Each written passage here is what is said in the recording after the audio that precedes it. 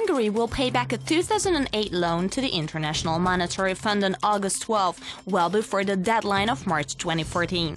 The Economy Ministry said in a statement that the fund only accepts early repayments by countries with sufficient reserves, a prudent budget policy and good investor ratings. The ministry said that by paying back the loan in its entirety, the country saves on interest costs. The bank said the board of directors had decided to pay back their own loan early, parallel with that of the state.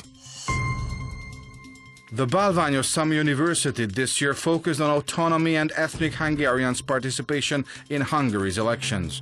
MEP László Tőkés said it was time to fight for autonomy for Transylvania, leaving behind a policy of postponement.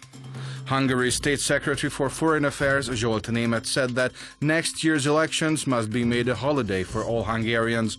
He said the real debut for Hungary's granting dual citizenship for ethnic kin would be the 2014 parliamentary elections. Hungarians in other countries will have the opportunity to register for the elections from August the 1st on, with an online option opening in October. Voter registration for Hungarian citizens without permanent residence in Hungary has started. The first two applications have been received by the National Election Office. The necessary documents to vote will be posted to them or to Hungary's foreign representative offices at a later date. Alternatively, they can collect these documents from any individual constituency seat and at 22 selected border towns. Residents of Austria, Ukraine and Slovakia have not been contacted by post because these countries do not allow dual citizenship and could therefore place a disadvantage on those who are found to have Hungarian citizenship. Despite this, many ethnic Hungarians in Slovakia and Transcarpathia may undertake the risk and register to vote at the Hungarian election.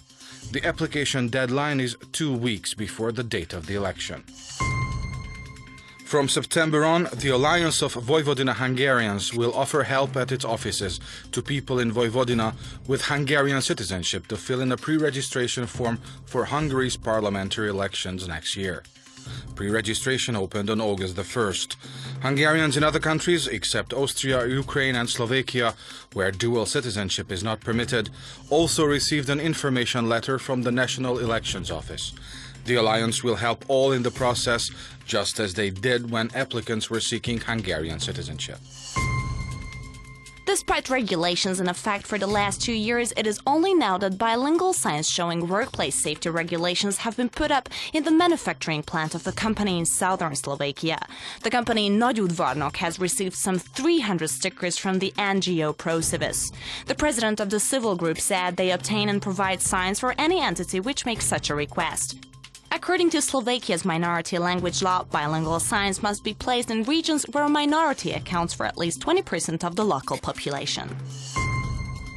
Ilonka Tamás has started a campaign urging Hungarians in Slovakia to take up Hungarian citizenship and practice their rights.